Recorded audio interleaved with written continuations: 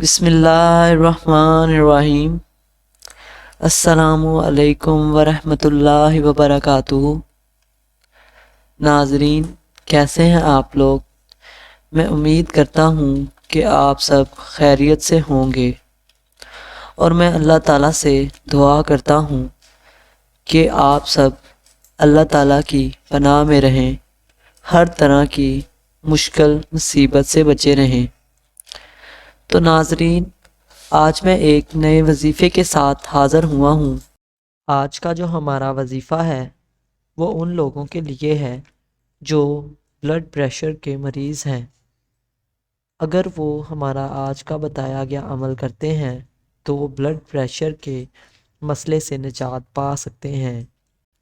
تو اس وظیفے کو سننے کے لیے آپ اس ویڈیو کو اینڈ تک دیکھیں اور کہیں سے سکپ نہ کریں۔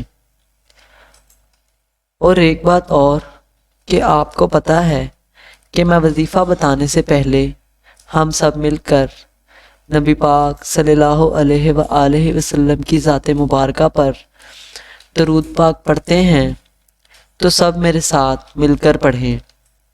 اللہم صلی علی محمد وعلی آل محمد کما صلیت علی ابراہیم وعلی آل ابراہیم انک حمید مجید۔ اللہم بارک علی محمد وعلی آل محمد کما بارکت علی ابراہیم وعلی آل ابراہیم انک حمید مجید۔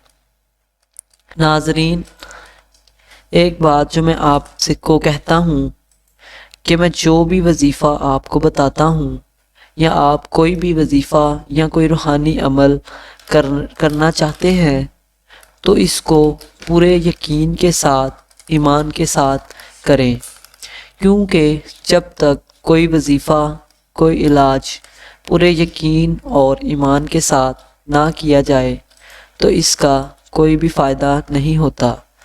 اس لیے میرا بتایا جانے والا ہر وظیفہ پورے یقین اور ایمان کے ساتھ کیا کریں، انشاءاللہ آپ کے مسائل حل ہو جائیں گے۔ اور اللہ تعالیٰ نے اپنے پیارے نبی حضرت محمد صلی اللہ علیہ وآلہ وسلم پر ایک کتاب نازل کی جسے قرآن مجید فرقان حمید کہتے ہیں۔ اللہ تعالیٰ نے تمام انسانوں کے لیے اس میں ہدایت فرمائی ہے۔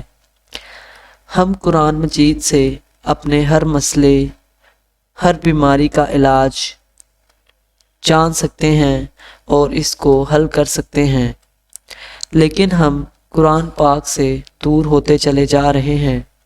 اگر آپ قرآن پاک پڑھتے ہیں تو آپ اپنے تمام مسائل سے نجات پا لیں گے۔